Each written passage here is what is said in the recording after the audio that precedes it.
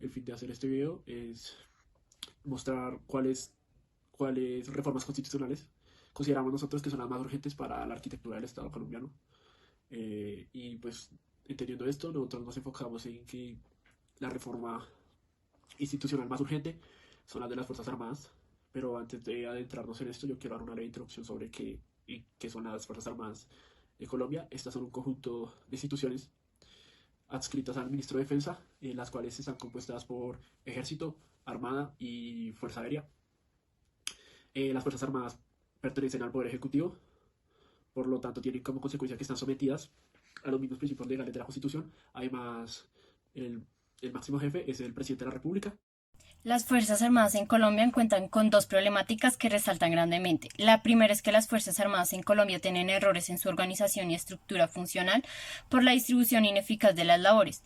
En Colombia se evidencia la ineficacia en la asignación de funciones a las milicias desde la época colonial, donde los cabildos como primera institución militar se les asignó trabajos administrativos como encender focos y faroles y no la persecución del crimen ni el control y protección civil. Solo hasta la Constitución de 1812 se les otorga verdaderas acciones en relación con la persecución de la delincuencia y el control ciudadano. La segunda problemática es la procedencia de un ente civil como la policía, estructuras militares como el Ministerio de Defensa. En Colombia, durante la Guerra de los Mil Días, existió el cambio de la policía entre el Ministerio de Gobierno, actual Ministerio del Interior, y el Ministerio de Guerra, actual Ministerio de Defensa, ya que se buscaba mayor efectividad en la actuación civil durante este altercado. Sin embargo, esta entidad queda adscrita finalmente al Ministerio de Defensa y allí tornó su carácter militar actual. Los grandes dilemas de esta institución es el uso desproporcionado de la fuerza y el uso de armas de fuego en contra de civiles. Desde la Nueva Granada no existió realmente un ejército importante en comparación a otros países del mismo hemisferio, como los de Perú, México o Cuba. Además de esto, tampoco tuvimos militares importantes, ya que la gran mayoría están enfocados en el gobierno o la política. Por ejemplo, en Colombia tuvimos abogados militares como el general Santander. En segundo lugar, podemos decir que las diferentes guerras formaron a las distintas milicias y militares de estos países, como en Venezuela. Las guerras de Venezuela formaron el ejército venezolano, en cambio en la Nueva Granada no fue así, ya que defender el territorio colombiano no requirió ejércitos organizados militarmente hablando. Continuando con las causas, desde 1930 se tiene un concepto de un ejército pequeño. Al no tener recursos para mantener un ejército importante y un alto índice de pobreza, además de esto, Malcolm menciona que las personas pudientes de la época no están interesadas en invertir en las Fuerzas Armadas. Los grandes generales de la época no creerían que fuera importante la creación de fuerzas armadas importantes, ya que estos generales eran antiliberales. Finalmente, un bajo nivel educativo y un alto nivel de analfabetismo que hoy, según la silla vacía, llega al 5,7% en nuestras Fuerzas Armadas, lo que quiere decir que de las 189.000 personas que hacen parte de las Fuerzas Armadas colombianas, 11.000 personas presentan analfabetismo.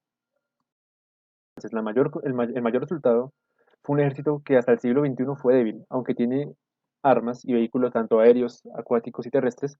La fuerza que compone a las Fuerzas Armadas no está muy preparada tanto militarmente hablando como educativamente hablando. Bien, ahora sobre las soluciones para este problema, pensamos que se pueden dividir en cuatro. Primero, el cambio de mentalidad. Es importante que el despliegue ante crímenes ciudadanos tiene que entenderse en modo de un problema interno de orden público y no como si fuera un ataque a un enemigo externo.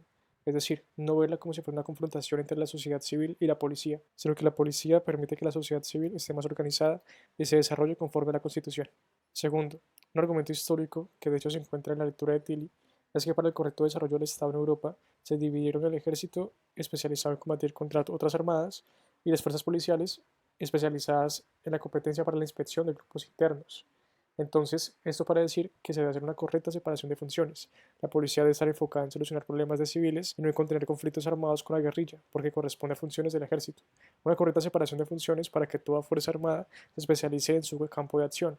Lo anterior con una matización en aquellos municipios en los que hay una alta presencia de grupos guerrilleros. Tercero, como la policía es hoy un ente autónomo que se reforma y se controla a sí mismo y se ve en la protesta social una amenaza casi subversiva, entonces la policía debe contar con una orientación, un liderazgo y una subordinación civil que determine sus funciones, lo que significaría que la sociedad civil debiera hacer un seguimiento, medir esos indicadores y verificar si están cumpliendo o no las políticas de Estado. Por último, la policía entonces puede pasar al Ministerio del Interior o Justicia y se pueden consolidar protocolos claros de control, sanción y capacitación en derechos humanos que se sostengan en el tiempo y que respondan a criterios civiles en lugar de militares.